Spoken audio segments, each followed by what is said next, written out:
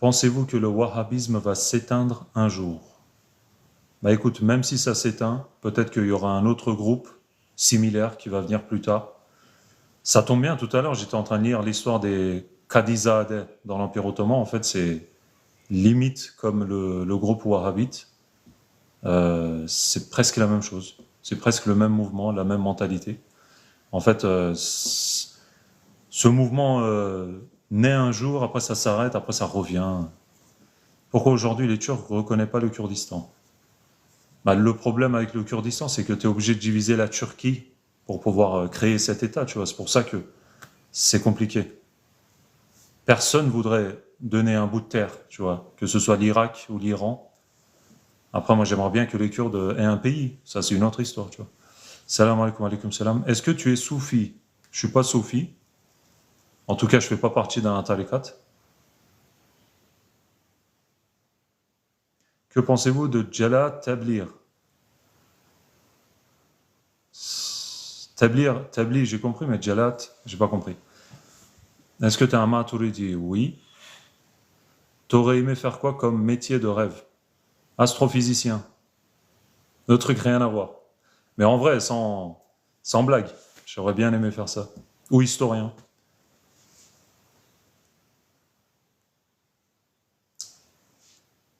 Maturidi, c'est quoi? Alors écoute, dans l'islam, il y a différentes akidas. Akida, ça veut dire croyance, la façon de croire. Il y a le salafisme. À côté de ça, il y a le maturidisme et acharisme. Et en général, les gens qui sont salafistes ne reconnaissent pas le maturidisme et le acharisme. Alors que les trois sont valables dans le sunnisme, quoi. C'est pas contradictoire. C'est quoi ton métier? Agent de sécurité. Ah, oui, t'as des livres français qui nous enseignent la maturidiyya. Alors là, il faudrait demander. C'est dommage, il n'y a pas Eliessa dans le live. Lui, il connaît très très bien ce genre de livres, justement, il étudie pas mal. Oui, les salafis font le tekfir des maturidi et ashari. C'est dommage qu'ils font le tekfir comme ça, c'est incroyable, quoi. Tu penses quoi de Cübbeli Hoca en Turquie? Cübbeli Hoca, moi je l'aime bien parce que j'ai appris pas mal de choses de lui. Après, il y a 2-3 actions qu'il a fait que ça m'a pas plu, qui m'ont pas plu. Aujourd'hui, il a divisé le groupe en deux, tu vois. Ça m'a pas plu. Ensuite, il a 2-3 phrases qui sont un peu compliquées. Si tu veux, je peux les détailler. Si on les écoute respirer, c'est innovation. C'est ça le problème. En fait, tous les salafistes ne sont pas comme ça, tu vois. Il y en a, ça va. Ils sont dans le droit chemin du sunnisme, mais il y en a, ils sont tellement extrémistes. Comme tu as dit, même respirer, ça va devenir innovation. Bidra pour eux, tu vois. Tu penses quoi du match final contre Lille? J'aime pas le foot. Voilà ma réponse. Doit-on soutenir Alparslan Türkeş? Oui, oui, pourquoi pas. Bien sûr. Bien sûr, bien sûr. Le mec, c'est un musulman. Il est nationaliste, mais il n'est pas raciste, normalement. Il n'est pas raciste. Il n'est pas comme Nihalatsız, tu vois. Nihalatsız, lui, c'est un raciste, par contre. C'est quoi ton sultan préféré? L'autre jour, je l'avais dit, c'est Yavuz Sultan Selim. Je l'aime beaucoup. Je l'aime beaucoup. Est-ce que tu es sunnite ou chiite? Je suis sunnite. Y a-t-il de grands alims en Turquie en ce moment? Oui, bien sûr, il y a Ebu Bekir Sifil. J'aime beaucoup. Ihsan Şenocak. Je l'aime bien aussi. Par exemple, tu vois. Euh, Tu peux l'Armée Hoca, tu peux le suivre aussi. Par contre, tout ce qui est Caner Taslaman, laisse tomber. Tout ce qui est Mustafa İslamoğlu, tout ce qui est Mehmet Okuyan, tous ces gens-là, c'est des réformistes. Il ne faut pas les suivre. Tu penses quoi de Ihsan Şenocak? Bah, écoute, c'est un imam très très cultivé, énormément cultivé, il connaît beaucoup de choses, sunnite, il est pas mal. Alparslan Türkeş, c'est un patriote, ouais, exactement, bien sûr. C'est quoi la différence entre un nationaliste et un patriote? Je crois que c'est la même chose. Je vois pas trop de différence. Parlez-nous, si possible, de l'Empire ottoman, s'il vous plaît. Bah écoute, l'Empire ottoman, moi j'aime beaucoup cet empire parce que déjà il a duré longtemps. C'est une des dynasties qui a duré le plus longtemps dans le monde. Ils étaient musulmans, turcs. Et grâce à eux, avec leur intervention, le monde islamique a été uni quand même pendant 600 ans. Ça, c'est pas rien. Et le califat, avec le sultan Sélim, il était en Égypte, le dernier calife mamelouk, quand Sélim est allé conquérir là-bas. Il a conquis, les mamelouks n'existaient plus après, et il a ramené le califat dans l'Empire ottoman à Istanbul. Du coup, ils étaient sultans et en même temps califes à partir de Sultan Suleiman, on va dire. Parce que Yavuz, je pense pas qu'il se voyait comme calife, tu vois.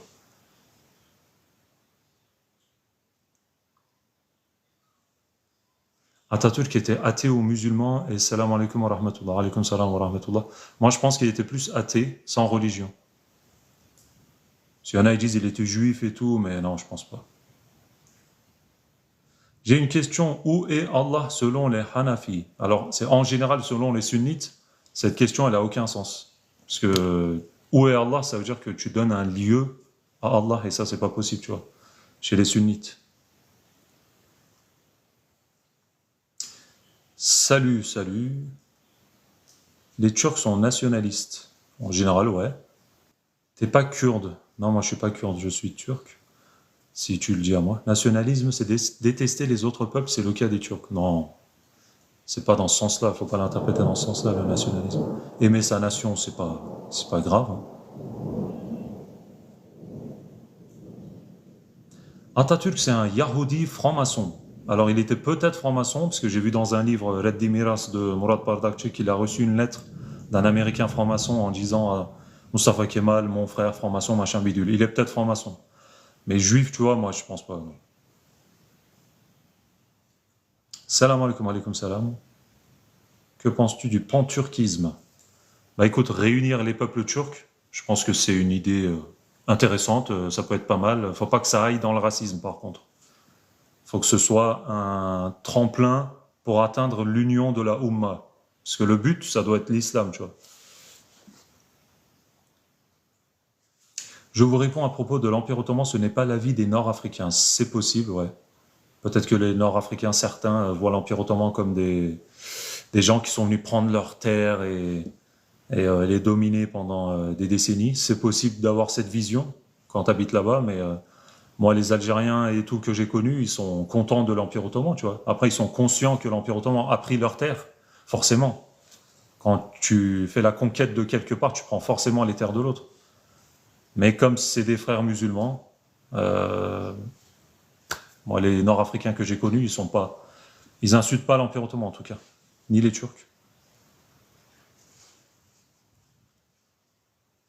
Atatürk est né à Thessalonique, une ville juive créée par Bajazid II, Beyazid II pour les Juifs d'Espagne. Alors tout ce que tu dis, tu as raison, mais le fait qu'il soit né là-bas, ça prouve pas qu'il est juif. Moi, je suis né en France, je suis pas chrétien, tu vois ce que je veux dire. Ah, Adil Abi, je peux savoir, t'es de où? Je suis de Roanne, dans le 42. Salam alaikum, tu penses quoi de Enver Pacha Abi? Écoute, si tu veux connaître Enver Pacha,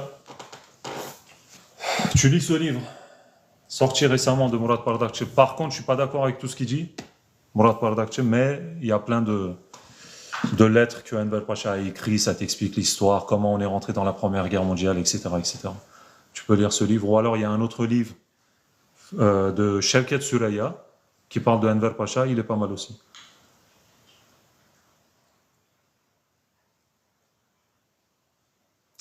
Tu penses quoi de Abdülhamid II? Bah écoute, je vais te montrer un autre livre.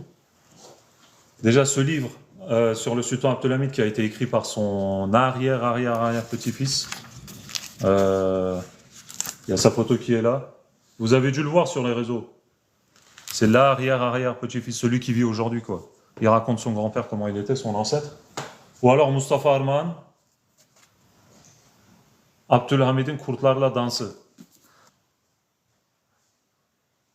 Respect des réponses respectueuses et argumentées, franchement bravo, mais nous les Kabyles, je sais qu'il y a certains Kabyles qui détestent aussi l'islam, hein, parce qu'ils disent ils nous ont arabifiés, les musulmans qui sont venus de l'Arabie Saoudite, tu vois, on est devenus arabes, ils acceptent pas l'écriture arabe et tout.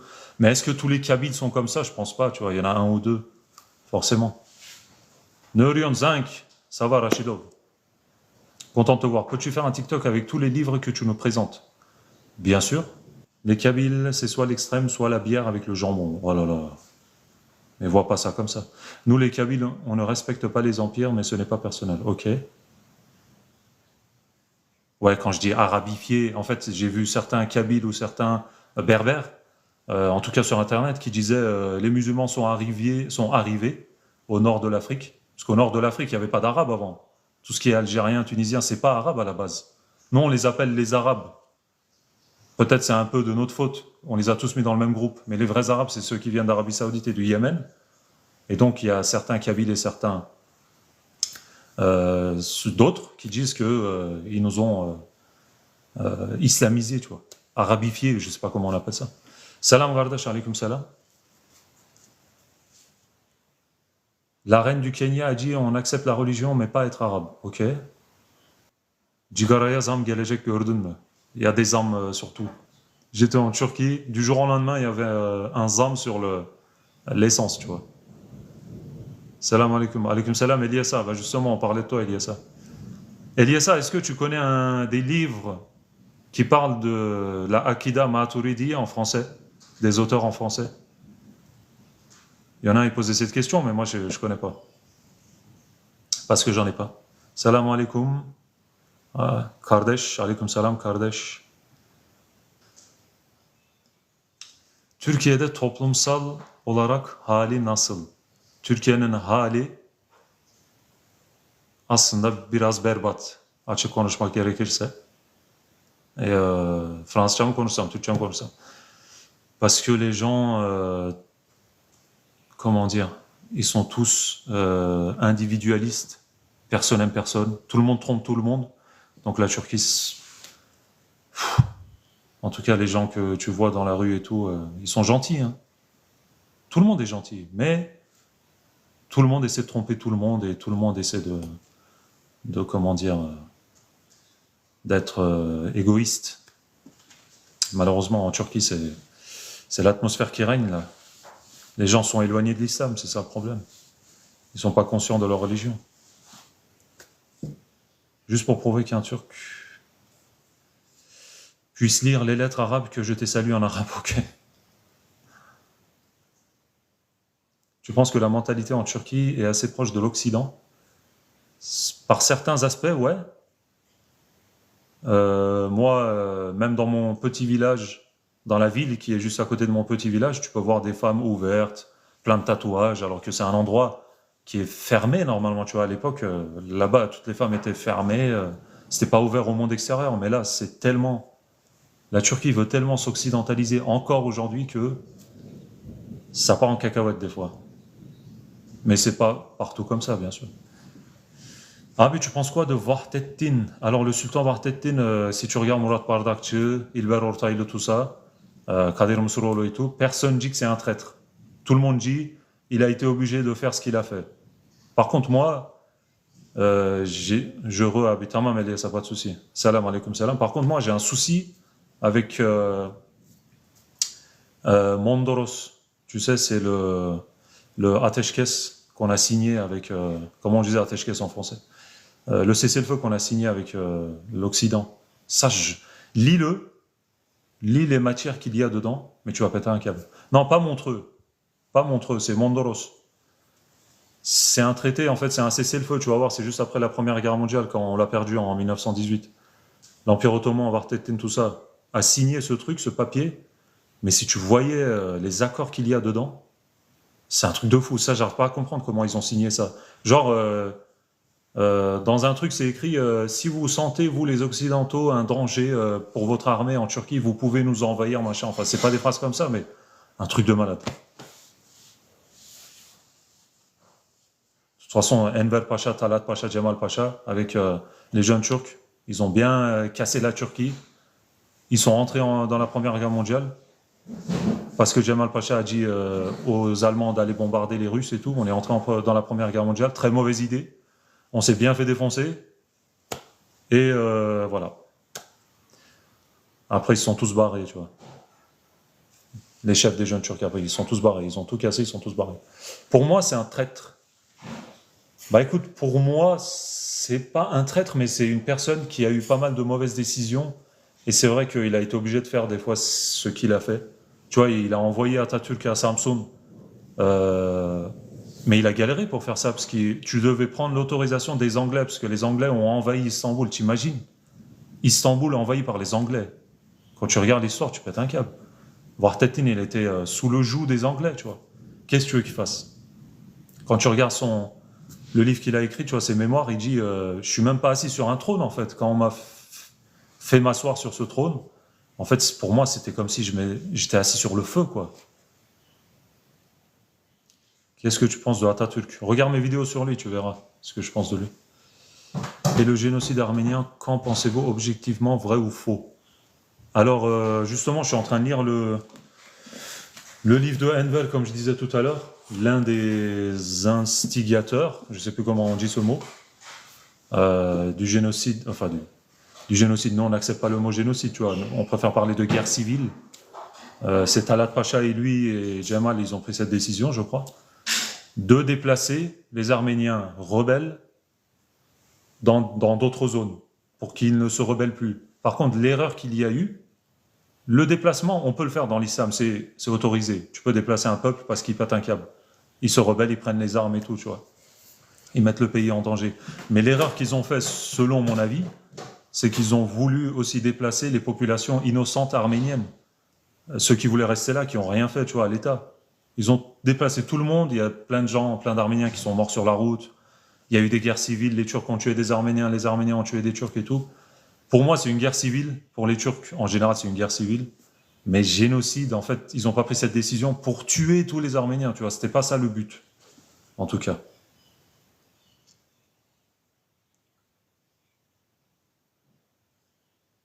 Est-ce que tu peux parler de la révolte de Yozgat? Alors, tu sais pourquoi Yozgat, il s'est révolté? J'ai lu dans ce livre, justement, ça parle de Yozgat. C'est un catalogue sur Yozgat qui a été fait en 90. Et là, c'est écrit pourquoi il y a eu la révolte à Yozgat de Çapanoğlu. Çapanoğlu, il s'est rebellé contre Atatürk parce que, pour lui, Atatürk, c'était la continuité de la mentalité des jeunes Turcs. Du coup, il a dit, pour pas que les jeunes Turcs, avec Atatürk, reviennent au pouvoir, il a dit, je me rebelle. En fait, c'est ça le but, son but, en fait, pour pas que cette mentalité revienne, tu vois. Alors que Atatürk, il était pas trop pote avec les jeunes Turcs et tout, en vrai. Mais il avait leur mentalité, ça c'est pas faux. Il a même fait pire qu'eux. Alors,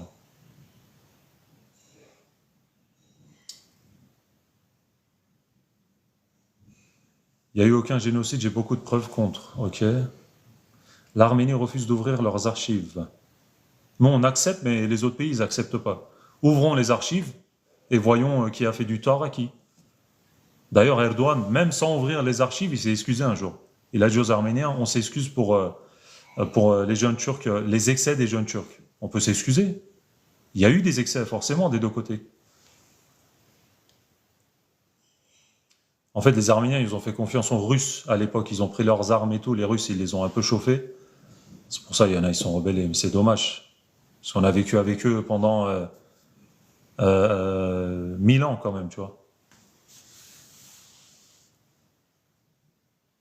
C'est des Juifs, Sabbatai Sevi, qui ont tué des Arméniens. Franchement, Sabbatai Sevi, c'est un personnage, il a vécu il y a longtemps dans l'Empire ottoman, mais il n'était pas si influent que ça. Franchement, il ne faut pas dire, il y a des sabbataïstes partout, tu vois. Moi, je pense pas. C'est un tout petit groupe qui a vite disparu. C'est pas comme les francs-maçons. Les francs-maçons, ils ont encore le pouvoir, peut-être, encore aujourd'hui. Mais les sabbataïstes, je pense pas, non. C'est pour ça qu'il a mis une amende à Yozgat pour que la ville ne soit pas évoluée. C'est ce qu'on dit, ouais, mais il faut vraiment prouver ça. Parce que moi, je suis pas sûr. Il faut vraiment que je prouve que ça a été fait à cause de ça, la punition de Yozgat. Topal Osman était un gros anti-kémaliste et je le kiffe trop. Moi, le Topal Osman que je connais, au contraire, c'est le bras droit de Atatürk. Je sais pas, tu parles de quel Topal Osman, mais c'est son bras droit. D'ailleurs, Kadir Msuroğlu, il dit que c'est Topal Osman qui a tué le député de Trabzon, celui qui voulait garder le califat, Ali Şükrü Bey. Çapanoğlu, après l'indépendance de la Turquie, a voulu quand même leur province. Je ne sais pas si Çapanoğlu, il a vraiment fait ça pour pour être chef de Yozgat, tu vois. Je pense pas que c'était ça son premier but. Après, j'ai pas fini complètement le catalogue de le lire, mais il faut que je le lise. Salam alaikum, alaikum salam.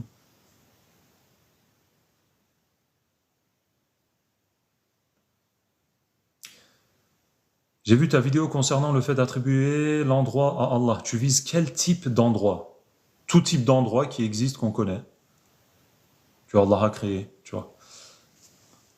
Mais même dans l'autre monde, je ne me suis pas renseigné sur ça, mais est-ce qu'on peut attribuer un endroit à Allah dans l'autre monde? Pas dans le monde qu'on connaît, mais après la mort. Peut-être que même là-bas, Allah, on ne peut pas dire il a un endroit précis, tu vois. Kadir Mesrourou, c'est un homme, moi je l'aime beaucoup. Est-ce que tu connais Adnan Menderes? Tout le monde le connaît. Il a été pendu à cause des kémalistes laïcs qui faisaient partie de l'armée, qui n'ont pas aimé ses actions. Les sabbataïstes sont les juifs les plus riches de Turquie et ils sont très nombreux. Ouais, tout le monde dit ça, mais est-ce que c'est pas des légendes urbaines, ça? Ça, je sais pas. Topal a encerclé la maison d'Atatürk avec ses amis, mais Atatürk a changé d'habit pour s'en sortir. Ah, ça, c'est la première fois que j'entends ça. C'est quoi? Il faut que je me renseigne sur Topal Osman. Salam alaikum salam. T'en penses quoi de la situation économique actuelle de la Turquie? Un désastre. Voilà ce que j'en pense. Grosse erreur de Erdogan. Il se lie avec les jeunes Turcs pour renverser Sultan Abdülhamit. En gros, Topal Osman, il est sorti par derrière la maison avec des nouveaux habits pour sortir. Ok. Atatürk, pardon. Avec des nouveaux habits pour sortir. Faut vraiment que j'étudie ça. C'est la première fois que j'entends ça. Pour moi, Topal Osman, c'est son bras droit, tu vois. Il le kiffe. Les acteurs les plus connus en sont. Les acteurs les plus connus sont des sabataïstes. Mais tu vois, ça, on peut pas savoir, le mec, s'il est sabataïste, s'il est juif, machin, on peut pas savoir. Moi, je pense que c'est des légendes urbaines, tout ça. Les sabataïstes ont le pouvoir en Turquie, moi, je pense pas. Ah, mais si tu veux, je te mentionne la vidéo où il y a la source. Ouais, s'il te plaît, vas-y. Pourquoi les Yozgatlis sont détestés par beaucoup de Turcs en France, mauvaise image, etc. Non, moi, je pense qu'ils sont plutôt aimés. Plutôt aimés. Moi, en tout cas, mon entourage, les gens, ils aiment bien les Yozgatlis. En fait, moi, j'ai remarqué un truc, les Yozgatli, Kayseri, tout ça. Le centre de la Turquie.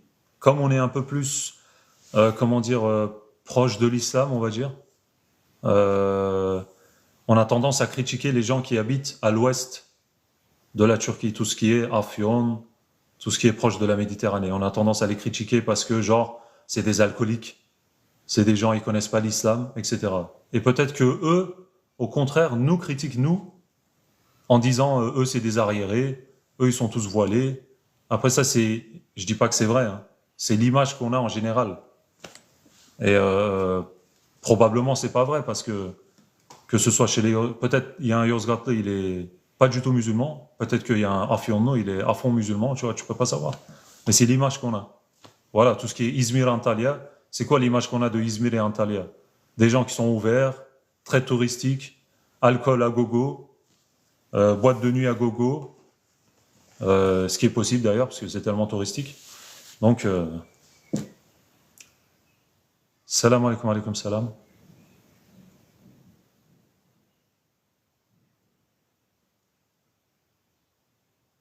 Ah oui, je t'ai mentionné dans 2 vidéos, ça marche. J'irai voir ça. Ça m'intéresse. Mais tu sais, les vidéos, c'est bien qu'on les regarde, mais il faut vraiment qu'ils mentionnent une source. Si le mec il prend ses infos, il prend d'où ces infos, tu vois? Il faut vraiment qu'il mentionne quelque chose, quoi. Il faut qu'on sache d'où vienne cette histoire. Ah, il a montré le livre, ok, ok. Ça serait mieux une monarchie constitutionnelle ou une monarchie. Euh, pour aujourd'hui, pour convaincre les gens aussi qui ne sont pas convaincus, c'est mieux une monarchie constitutionnelle, on va dire, tu vois, qu'une monarchie tout seul. Parce que les gens ne veulent plus de monarchie, en vrai, pour se dire la vérité. Ils ne veulent plus d'un seul homme pour diriger le pays. De toute façon, dans l'islam, il n'y a aucun sultan ou aucun dirigeant qui a dirigé son pays tout seul. Ça, c'est une mauvaise image qu'on a, parce que dans l'islam, c'est écrit dans le Coran. On est obligé, comment dire, de s'adresser à des gens qui sont là pour nous aider. On est obligé de faire des réunions avec les dirigeants du pays. Tu peux pas décider tout seul dans l'islam, tu vois. Donc ça, c'est une mauvaise image qu'on a, mais monarchie constitutionnelle, ouais. Tu mets un sultan au palais, donne-lui même pas de pouvoir, mais qu'il soit là, tu vois. À côté, tu gères, toi, comme en Angleterre, quoi. Il y a un roi, mais il gère presque rien. Mais symboliquement, les gens auront tendance à s'approcher un peu plus de, comment dire, de notre histoire, de l'islam, tout ça. Si tu mets un symbole comme ça, en fait, on a toujours besoin d'un symbole. Symboliquement, ce sera pas mal, quoi. Après, c'est vrai que s'il n'a pas du tout de pouvoir, euh, c'est dommage, mais bon, petit à petit, il faut monter les échelons petit à petit. Ça, c'est pour convaincre les gens. Et peut-être un jour, carrément, il y aura un calife en Turquie. Pas forcément en Turquie, dans un pays musulman, et les musulmans se réveilleront, quoi. Est-ce que vous êtes sunnite? Oui. Tu penses quoi des muses israéliens qui défendent leur pays? C'est quoi des muses? Mahmoud II était-il un mauvais sultan Gavour Rizé? Alors son surnom c'était Gavour Sultan, c'est-à-dire le sultan kafir, ou alors Gavour dans le sens très occidental, pas forcément kafir, mais le problème avec le sultan Mahmoud II, d'ailleurs il a une histoire triste de sa jeunesse si vous lisez son histoire, euh, il est trop réformateur et il veut trop ressembler aux Européens, c'est ça le problème avec sultan Mahmoud. Et c'est à son époque que le fez rouge de Maroc est venu dans l'Empire ottoman, mais bon ça c'est pas si grave que ça. Et lui d'ailleurs il a carrément détruit les janissaires, parce qu'il en avait marre d'eux. Il a même détruit leurs tombes, il a fait disparaître tout ce qui appartenait aux janissaires et tout. Et en fait, il a fait disparaître une partie de l'histoire de l'Empire ottoman, quoi. Et il voulait trop s'occidentaliser. C'est lui qui a, tu sais, on dit souvent que c'est la République de Turquie d'Atatürk qui nous a trop occidentalisés. Non, non, l'Empire ottoman avait commencé avant ça, de ressembler aux Européens. C'est pas parce qu'on défend l'Empire ottoman tout le temps qu'on va pas le critiquer. Mahmoud II, moi je le critique. Abdülmecid, celui qui vient juste après lui, son fils, je le critique aussi. Le sultan Abdulaziz, qui est venu juste après lui, son frère, le frère de Abdülmecid, lui, ça va, je le critique pas trop, parce que lui, il était pas trop pour l'européanisation.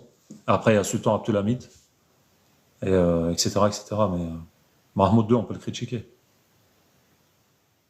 Merci Abi, mais les jeunes Turcs avec la monarchie constitutionnelle, tu soutiens ou pas? Alors, monarchie constitutionnelle, oui, mais sans les jeunes Turcs, s'il te plaît. Il y en a marre d'eux. Après, c'est pas tous des traîtres, hein. Il y en a, ils avaient de bonnes intentions, mais ils ont fait que des erreurs, parce qu'ils n'étaient pas expérimentés.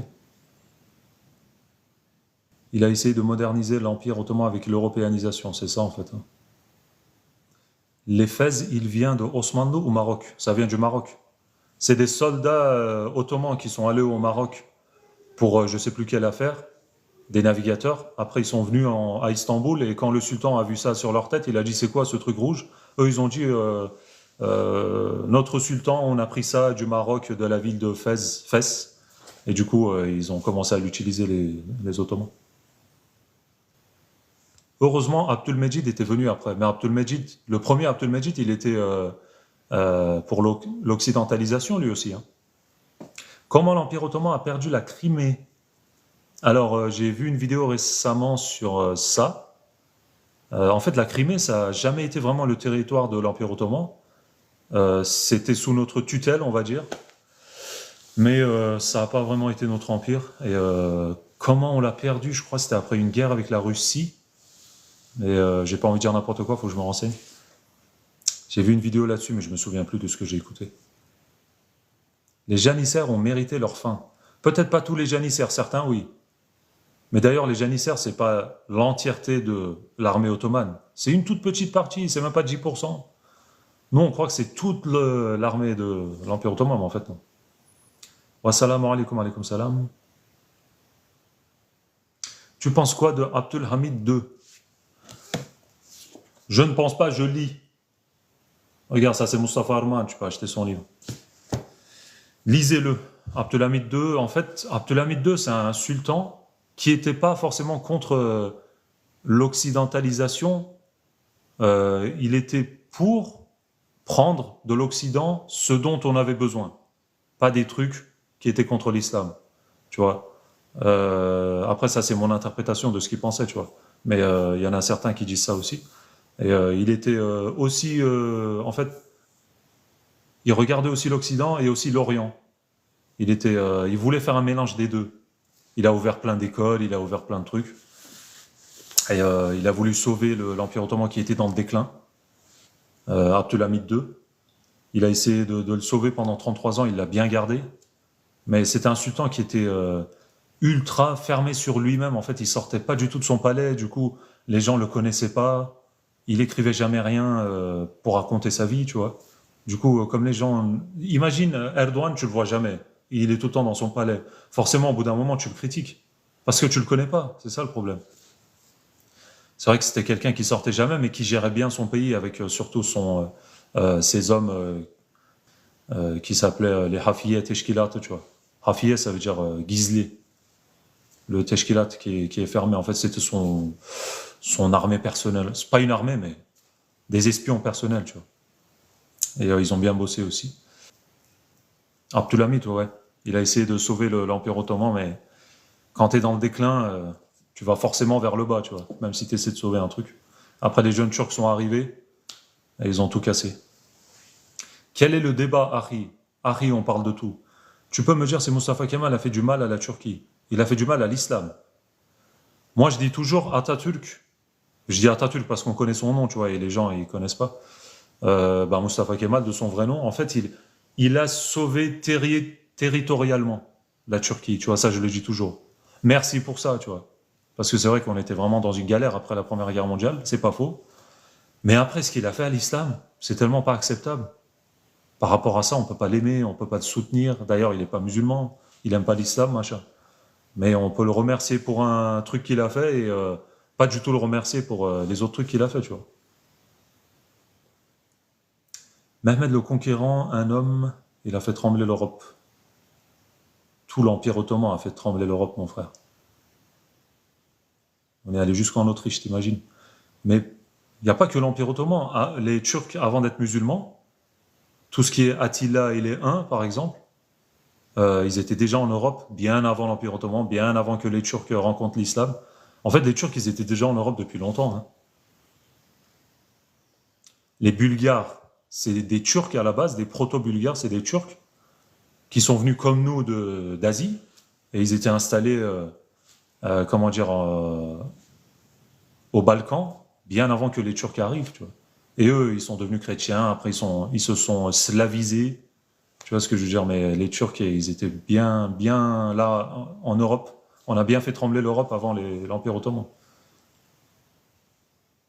Tu lis un peu les historiens français qui écrivent sur la Turquie. Alors il y a Jean-Paul Roux, qui est connu, qui a pas mal écrit sur l'Empire ottoman, je crois, pour te donner un exemple. Après, il y a Amer, je crois lui, c'est un historien autrichien. Il y a Babinger aussi, c'est des gens connus, ça.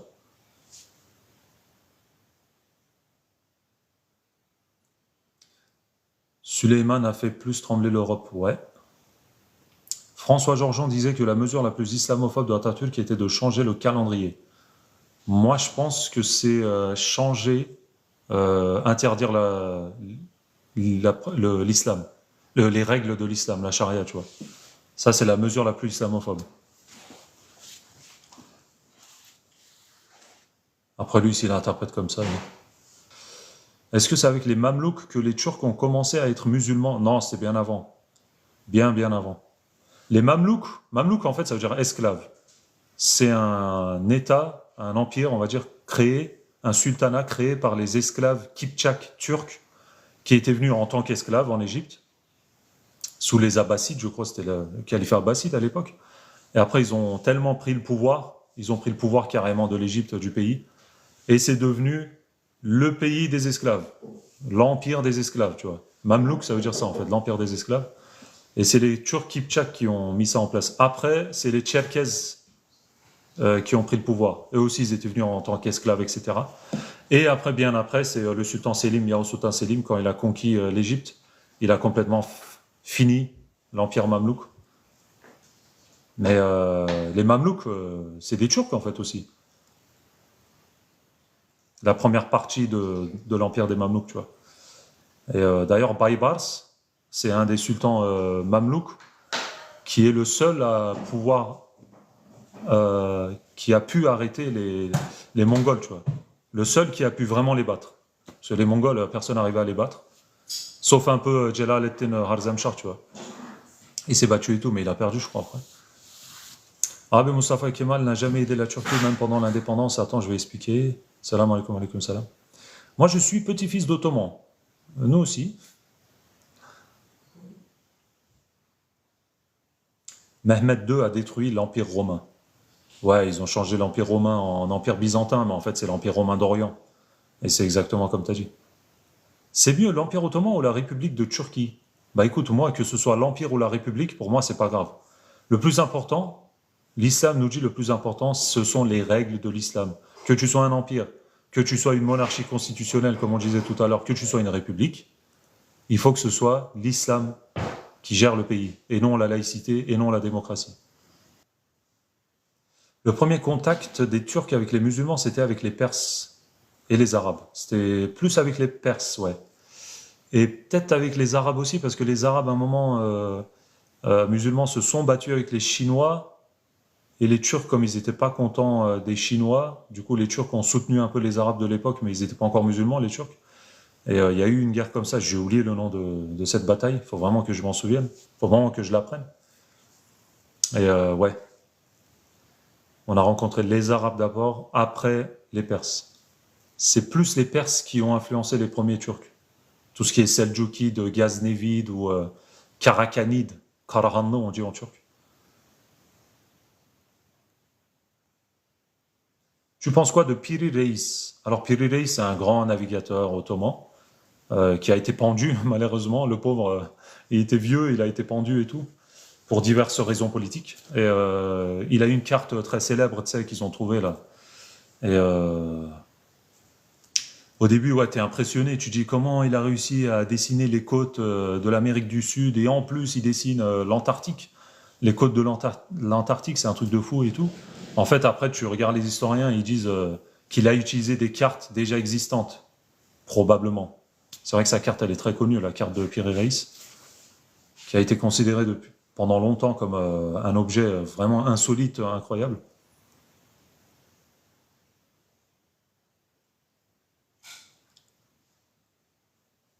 Bataille de Talas contre les Chinois. Exactement, c'était ça, merci. L'amitié turque-Azerbaïdjan, tu peux expliquer? Bah écoute, c'est des Turcs. Comme nous, c'est des Oghuz. C'est un groupe de Turcs, tu vois, qui est venu d'Asie. Et ils sont Turcs, ils sont musulmans, donc forcément, on a des liens plus qu'amicaux, tu vois, des liens de frères avec eux. Est-ce que le retour de l'Empire ottoman est possible? Alors, la mentalité de l'Empire ottoman, oui. L'Empire ottoman en soi-même, je pense pas. Allahu alam, bien sûr. L'Empire ottoman me manque, moi aussi. Grave. Pas que l'Empire ottoman. Quand tu regardes l'histoire des musulmans turcs, tout ce qui est Ghaznevide, ça me manque aussi. Tout ce qui est Karahanlı, Karakanide, ça me manque. Tout ce qui est Mamelouk, on disait les Mamelouks tout à l'heure, ça me manque aussi. Selçuklu, bien sûr, Selçukide. Ils ont fait vraiment d'énormes efforts. T'imagines, à dos de cheval, il n'y a pas d'avion, il n'y a pas de voiture, à dos de cheval, ils arrivent à conquérir d'immenses territoires et ils font ça pour l'islam. Subhanallah. Regardez le ciel dehors. Je sais qu'il pleut, je ne sais pas ce qui se passe. Tu peux me dire pourquoi l'Azerbaïdjan fournit 70% des énergies fossiles à l'État d'Israël? Eh bien, c'est bien dommage qu'ils aient ce lien avec Israël. Moi, j'ai critiqué aussi parce qu'ils achètent pas mal d'armements d'Israël. C'est dommage. Je sais pas pourquoi ils ont ce lien avec eux, mais à un moment, nous aussi, on était obligés d'acheter des drones à Israël, tu vois. Tu te souviens quand ils n'étaient pas encore là, euh, Bayraktar et tout. Tu es un des rares qui parle de la croyance musulmane sur la non-ressemblance de Allah. Ben, normalement, les sunnites, ils sont tous censés parler de ça, de dire qu'on ne peut pas faire ressembler à Allah, à tout ce qu'il a créé, tout ça, tu vois. Parce qu'il y a le verset Asta'idhu billah, Laysa kamithlihi shay'un. Il n'y a rien qui ressemble à Allah. On ne peut rien faire ressembler à Allah, tu vois. Mais tous les sunnites sont censés parler de ça. Sais-tu que le dernier calife de l'islam n'est pas Warteddin, mais Abdul-Majid? Ouais, Warteddin, c'est le dernier sultan. Abdul-Majid II, c'est le dernier calife. Mais il n'a pas eu vraiment un grand rôle dans l'histoire en tant que calife. Et il est décédé Et il était à Lausanne à un moment, avec sa fille, tout ça. Après, il est décédé en France. Il a été transféré à Paris. De toute façon, le prophète sallallahu alayhi wa sallam a dit les générations d'après sera pire que la nôtre. Ah, subhanallah. Il y a une mouche sur mon front. Que penses-tu de la position de Abdulhamid contre les sionistes? C'est une position très juste et très clairvoyante de sa part. Il avait raison de faire ça.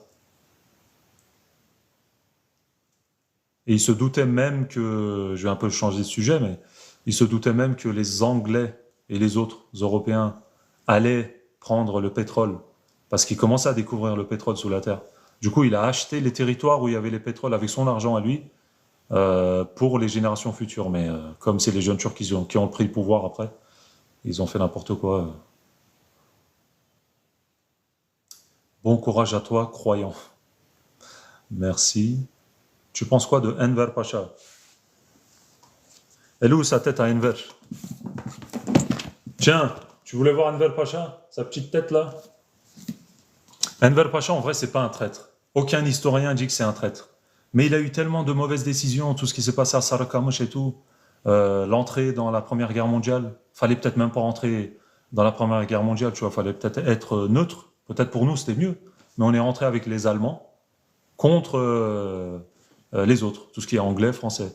Ça, c'est une grosse erreur. Et Enver Pacha, en vrai, il a beaucoup d'erreurs. Il détestait le sultan Abdulhamid, c'était une erreur aussi.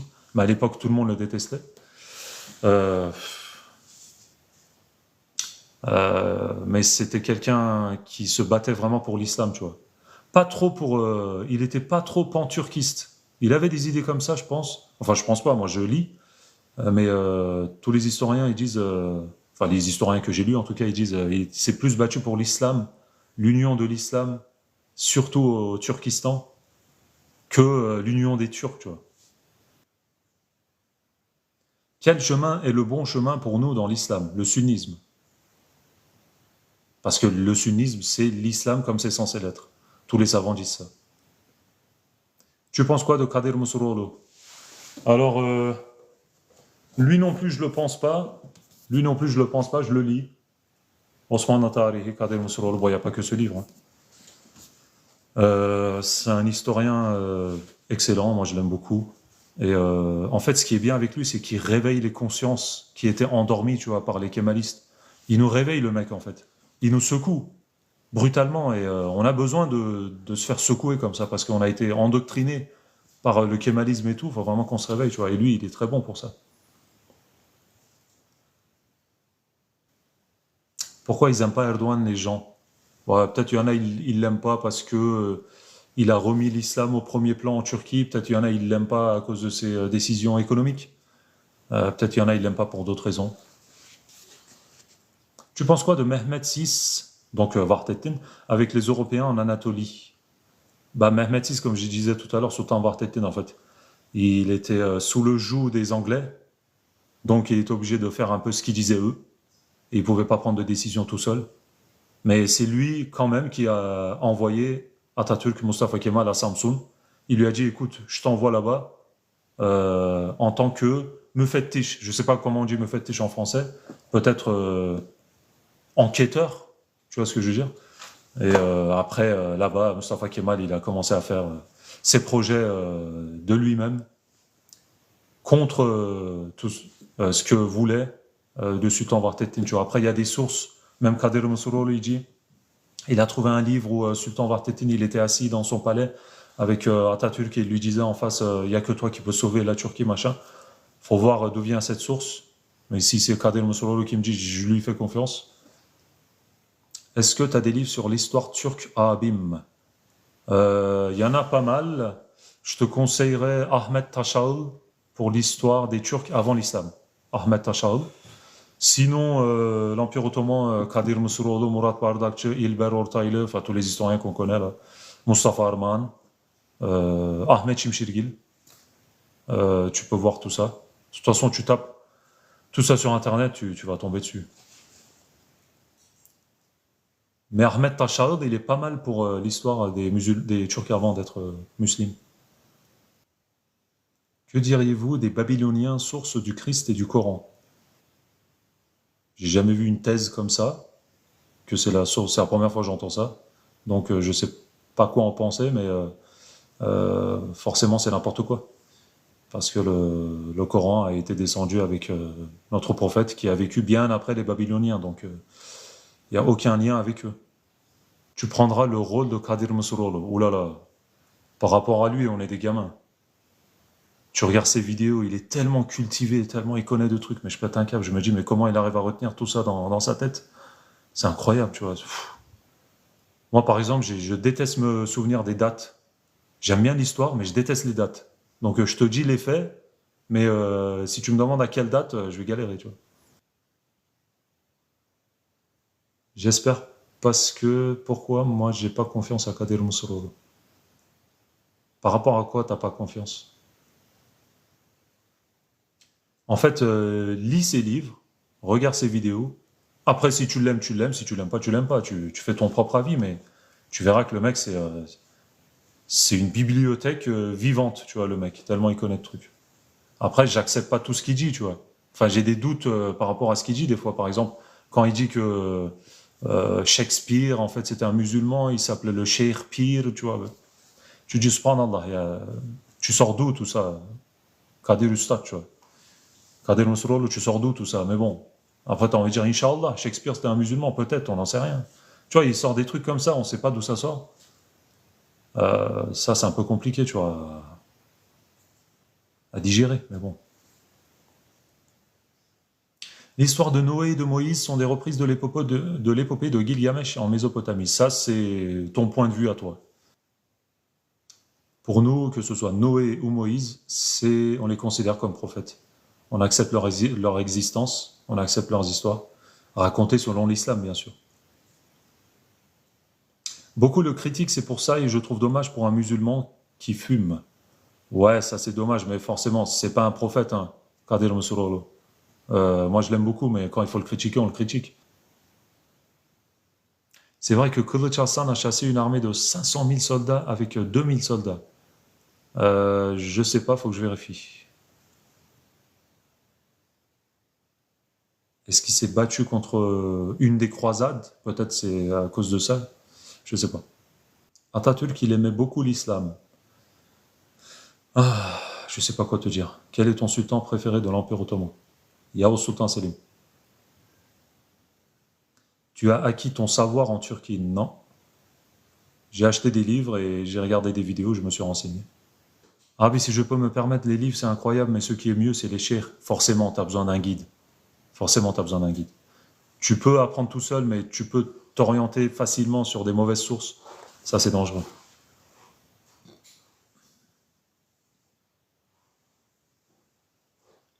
Pourquoi Dieu autorise-t-il le mariage consanguin et interdit-il le mariage d'allaitement?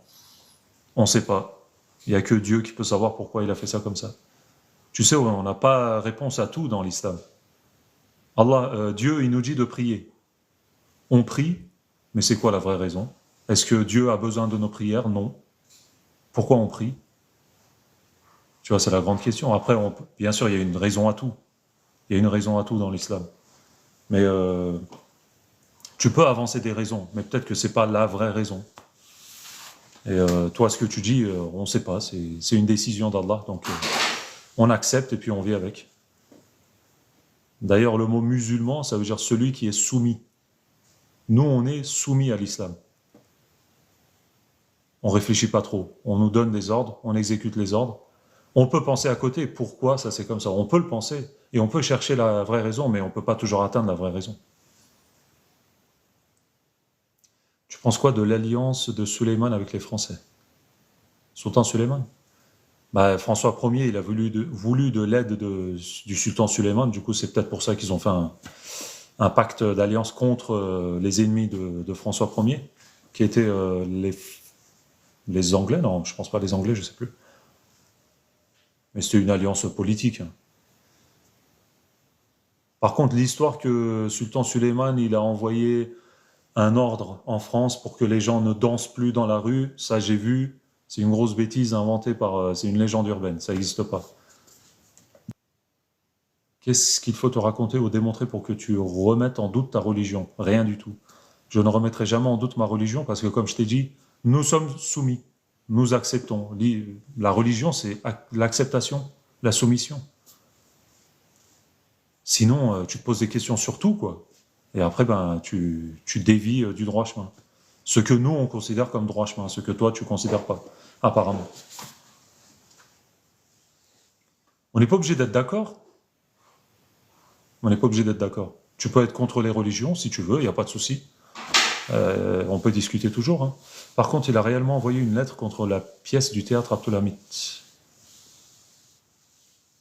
C'est le sultan Abdulhamid, il a envoyé une lettre contre les pièces de théâtre qui racontaient la vie de notre prophète sallallahu alayhi wa sallam, ça c'est vrai. Mais tout à l'heure on parlait du sultan Suleiman, mais là c'est une autre époque ce que tu dis toi tu vois. Par contre, ce qui est vrai, c'est que les Français de François Ier ont demandé de l'aide à l'Empire ottoman. C'est pas faux, contre les ennemis.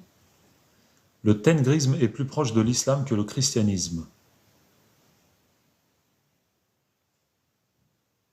Moi, je pense que ça n'a aucun sens de dire le tengrisme et le christianisme, c'est proche de l'islam et tout. Forcément, en fait, j'ai fait ma vidéo récemment, le christianisme et le judaïsme, pour nous, c'est des déviances qui étaient sur le droit chemin d'abord, à l'époque de Moussa alayhi salam et de Isa, Jésus alayhi salam. C'était le droit chemin, mais eux, ils ont dévié du droit chemin. Donc forcément, si un chrétien te dit quelque chose qui concorde, qui va avec ce que notre prophète Mohammed sallallahu alayhi wa sallam nous a raconté, c'est possible parce que la source, c'est la même source. Mais eux, comme ils ont dévié du droit chemin, et l'islam pour nous, c'est le droit chemin depuis le premier prophète sallallahu alayhi wa sallam, il se peut qu'il y ait des ressemblances, tu vois.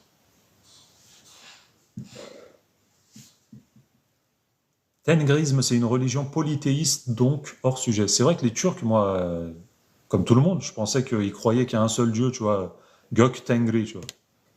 Mais en fait, tu regardes dans la mythologie des Turcs, il y a je sais pas combien de dieux, tu vois, comme les Indiens, les hindouistes. J'ai lu une théorie sur le bouddhisme qui était sur le droit chemin à la base, mais ils ont dévié. Alors c'est très possible aussi. Moi je disais à un pote à la mosquée, tu sais peut-être que Bouddha, le vrai personnage Bouddha qui a existé, peut-être c'était un prophète de l'islam aussi, tu vois. Et lui il m'a dit, mais non, mais qu'est-ce que tu racontes et tout. Mais je lui ai dit, mais c'est possible, comme toi tu dis. Peut-être que Bouddha à la base, c'était un personnage, un prophète envoyé par Allah, parce on connaît pas tous les prophètes. Donc c'est possible. Et après, les hindouistes ont dévié, les bouddhistes ont dévié du droit chemin que Bouddha leur a expliqué. D'ailleurs, il y a certains savants qui disent que Socrate était aussi prophète. Parce qu'il a voulu croire à un seul Dieu, si je me souviens bien, il a détruit des statuettes, si je dis pas de bêtises. Donc Socrate aussi, c'est peut-être un prophète, le prophète des Grecs. Donc c'est des théories, c'est possible. C'est une théorie de savant ou de imam.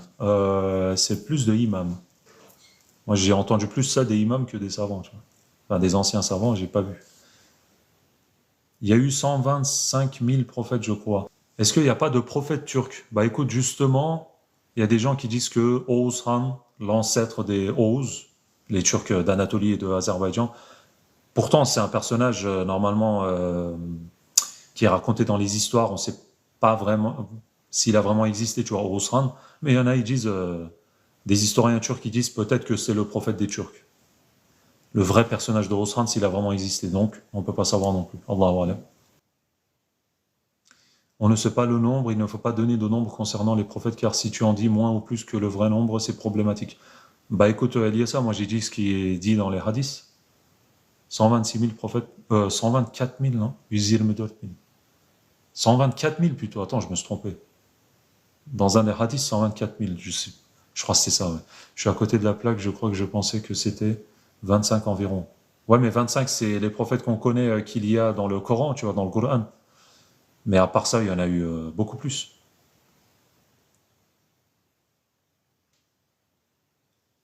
Tous les prophètes n'étaient pas arabes, oui, forcément. Il y avait même un prophète sri-lankais, je crois, c'est possible. Allahu Akbar.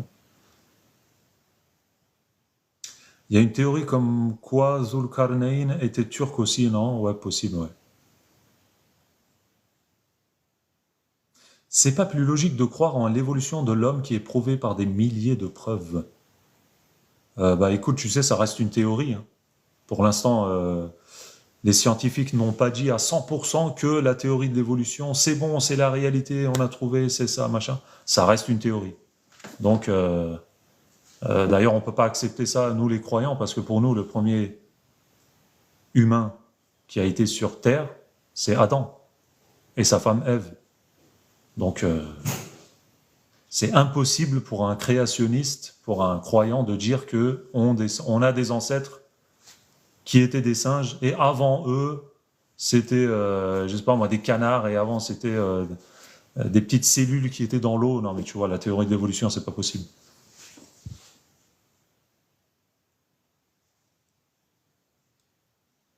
On parle de quelques 124 000, donc environ 124 000, on peut pas dire 124 000 abeilles. Ok, il y a ça. Je savais pas ce détail, merci pour ça. Quel est le but de nous faire croire à la théorie de l'évolution selon toi? Bah justement, c'est pour dire que la religion raconte des bêtises, et venez croire à notre théorie. Quand tu dis on était dans l'eau, après on est sorti de l'eau, on s'est transformé en quelque chose d'autre, après le singe et après les êtres humains, bon ça, ils peuvent croire à ce qu'ils veulent, tu vois. Non, l'évolution est prouvée. Adam qui mesure 30 mètres et qui est créé d'argile, c'est de la mythologie. Bah écoute, c'est ta pensée à toi. Tu peux croire en ce que tu veux. Et puis la bêtise aussi des hommes Cro-Magnons qui étaient tous des imbéciles, qui arrivaient même pas à parler, même pas à communiquer. Ils étaient dans des grottes et tout. Tu sais, même ça, c'est pour dire que regardez l'homme, en fait, une fois qu'il s'est évolué du singe, il n'était pas tout à fait encore intelligent. C'est après qu'il est devenu intelligent, machin. Bon. Faut arrêter, tu vois. C'est vrai, les dinosaures sont reconnus en islam ou pas? Alors, moi, j'ai demandé ça à Diyanet et tout, à des imams turcs. Ils m'ont dit, il n'y a aucune preuve que les dinosaures... Enfin, c'est pas qu'il n'y a aucune preuve, mais aucun verset ou aucune parole du prophète, sallallahu alayhi wa sallam, ne parle de ces êtres-là. Mais vu qu'ils ont trouvé des os, l'ossement des dinosaures, tu trouves leur crâne, leurs pattes, machin, tu vois. Et du coup, bah, c'est dur de pas croire aux dinosaures, quoi. Parce qu'il y a des preuves concrètes, tu vois. Comme j'ai fait dans ma vidéo récemment, j'en ai parlé un peu. Les hommes préhistoriques n'existent pas, mais les humains d'avant étaient plus différents qu'aujourd'hui. Mais forcément, on était différents. Que penses-tu des femmes et des hommes qui attisent la haine dans la communauté musulmane? Bah écoute, c'est bien dommage. Je pense que c'est des inconscients.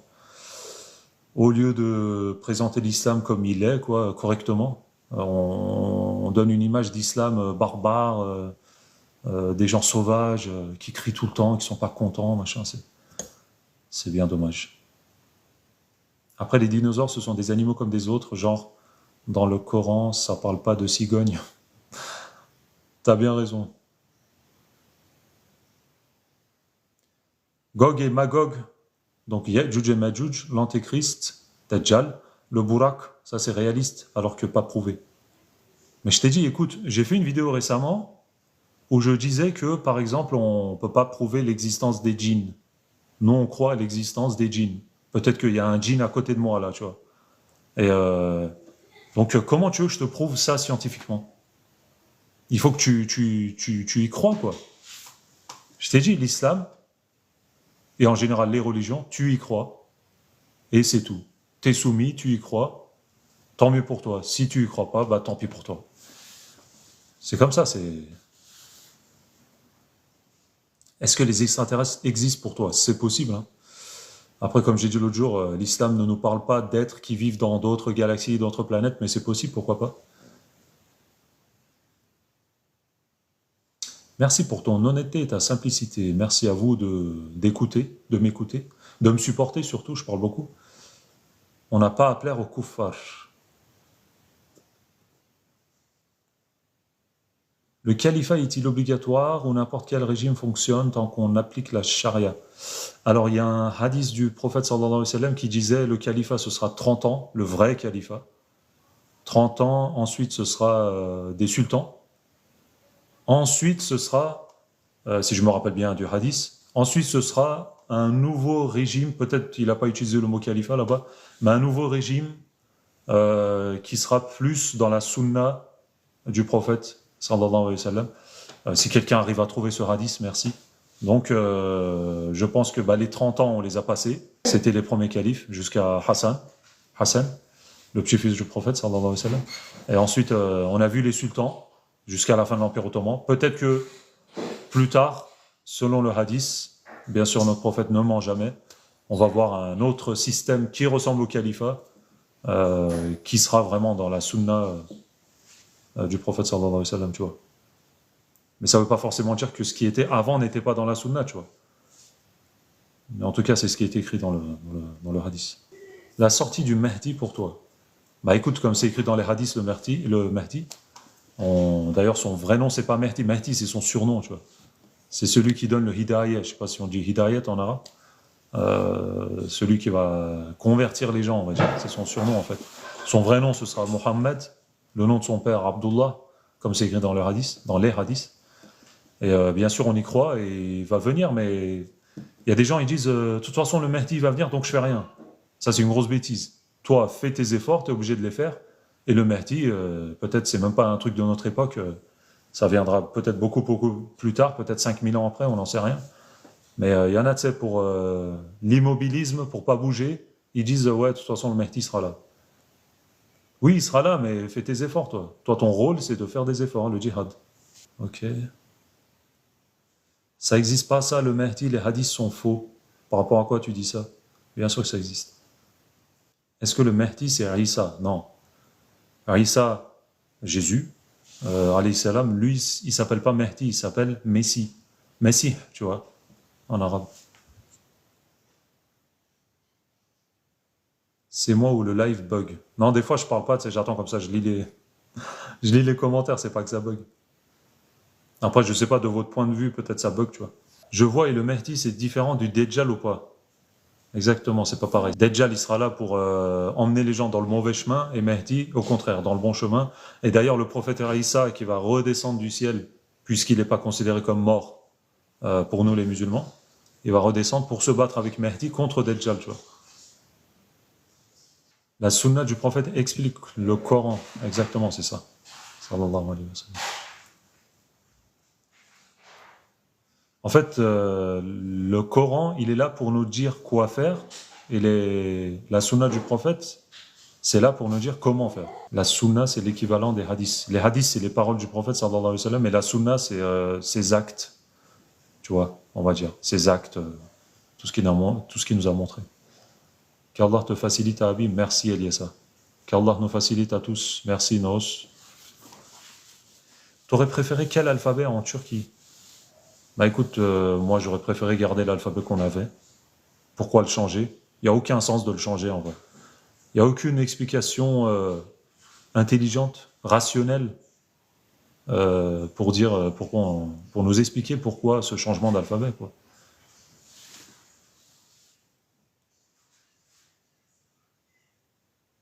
Dire Amin à une doua est mieux que merci. Tu as exactement raison, Amin. Le vrai turc, c'est le Göktürk. Le turc de base, ouais, c'est le Göktürk. Bon, les frères, il est 23h. On va fermer petit à petit. İyi geceler. Hadi herkese iyi geceler. Selamun aleyküm. Aleyküm selam. Merci.